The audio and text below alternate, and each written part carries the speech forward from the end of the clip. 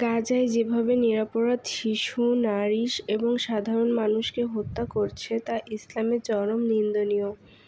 যারা এই নির্মমভাবে হত্যাগুলো করছে, অত্যাচার করছে, তাদের বাসায় কি আসলে মা, বোন, বাচ্চা-কাচ্চা কেউ নেই?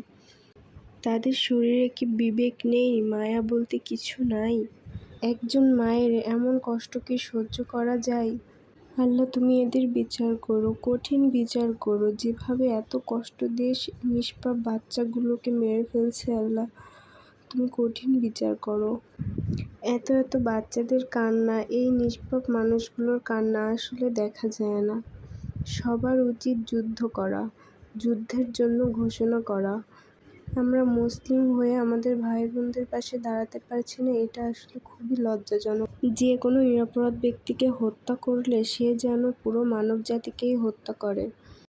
সবাই এই ভাই বোনদের পাশে দাঁড়ান, যে যেভাবে পারেন, দোয়া করে পারেন, সাহায্য করে পারেন বা পোস্ট শেয়ার করে পারেন, যেভাবেই পারেন না কেন সবাই সাহায্য করেন। সবাই এই ভাই বোনদের পাশে দাঁড়ান। সবাই একবার নিজেদেরকে ওই অবস্থানে চিন্তা করেন। কারো বাচ্চা, কারো ভাই, কারো বোন, কারো মা, কারো কত আত্মীয় স্বজন কীভাবে মারা যাচ্ছে।